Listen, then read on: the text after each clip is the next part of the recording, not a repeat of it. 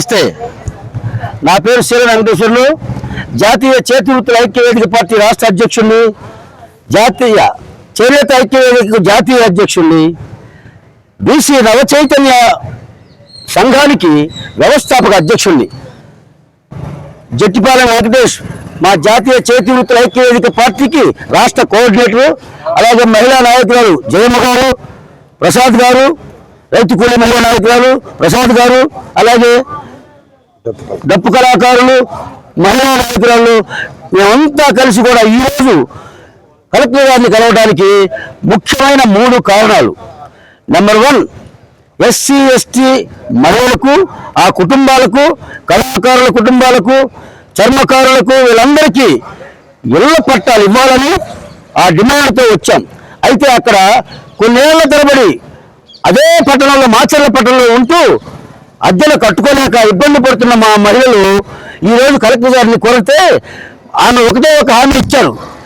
మీరు ఎంచుకున్న స్థలం కాకపోయినా ఖచ్చితంగా ఇప్పుడున్న లేఅవుట్లోనే మీకు ఇళ్ల స్థలాలు ఏర్పాటు చేస్తామని కలెక్టర్ గారు హామీ ఇచ్చినందుకు కలెక్టర్ గారికి ధన్యవాదాలు తెలియజేస్తున్నాం.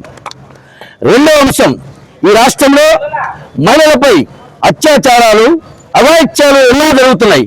నిన్న కాక మొన్న రెంటచిత్ర మండలంలో మిట్టగుడిపాడు గ్రామంలో ఒక మహిళ, 14 ఏళ్ల చిన్న పాప, కనీసం ఒక మెంటల్ కండిషన్ కూడా సరిగా లేదు.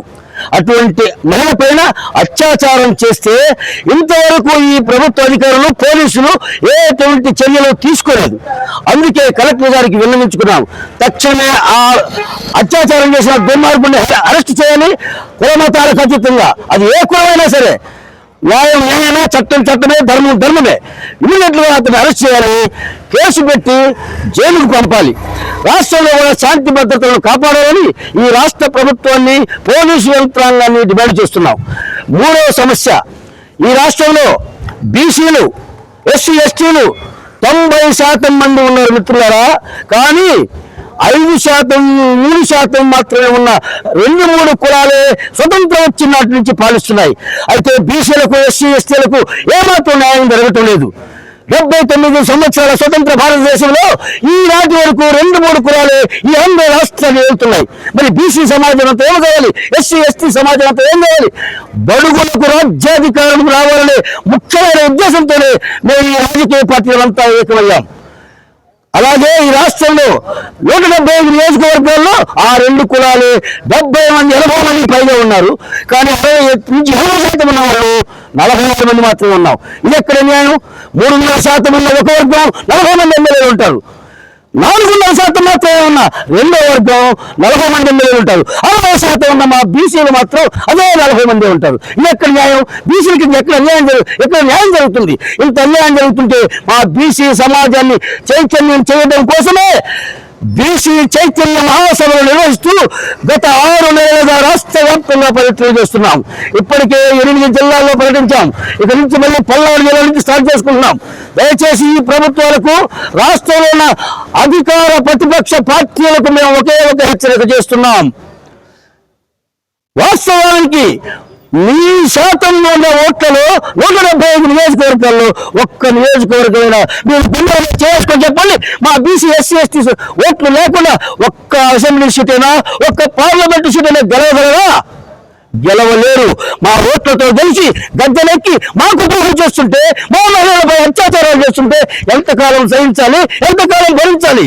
అందుకే ఈ ప్రభుత్వాలను, ప్రతిపక్ష పార్టీలను హెచ్చరిస్తున్నాం. సామాజిక న్యాయం జరగడం కోసం, బీసీలకు రాజ్యాధికారం రావడం కోసమే మేమంతా ఐక్యమై అన్ని పార్టీలు కలిసి, అంటే బీసీలకు, ఎస్సీ ఎస్టీలకు న్యాయం జరగాలనుకునే సారూప్యంగా, భావ సారూప్యంగా పార్టీలను కలుపుకొని బీసీ సంఘాలు, ఎస్సీ సంఘాలు, ఎస్టీ సంఘాలు, మహిళా సంఘాలు, విద్యార్థి సంఘాలు, అలాగే కార్మిక సంఘాలు కలుపుకొని ఈ రాష్ట్రంలో 3వ రాజకీయ ప్రత్యామ్నాయం ఏర్పాటు చేసేందుకు మేమంతా నడుము బిగించి రాష్ట్ర వ్యాప్తంగా తిరుగుతున్నాం. దయచేసి బీసీలకు అన్యాయం జరిగితే ఎక్కడ అన్యాయం జరుగుతుంటే ఈ కూటమి ఎక్కడ ఉంటుంది?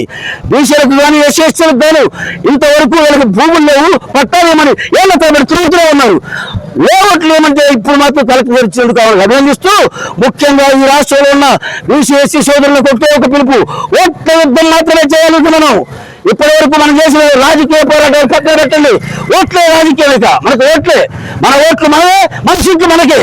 ఆ రెండు కులాలకు ఓట్లు వేయొద్దు, వాళ్ళ ఓట్లు మనం అడగొద్దు, మన ఓట్లు వాళ్ళకి వేయొద్దు. ఎక్కడ పంచాయతీలకు రాబోతున్నాయి, ప్రతి గ్రామంలో వార్డుల్లో అలాగే పంచాయతీల్లో ఎంపీటీసీల్లో కానీ మొత్తం మన వాళ్ళు నిలబడాలి.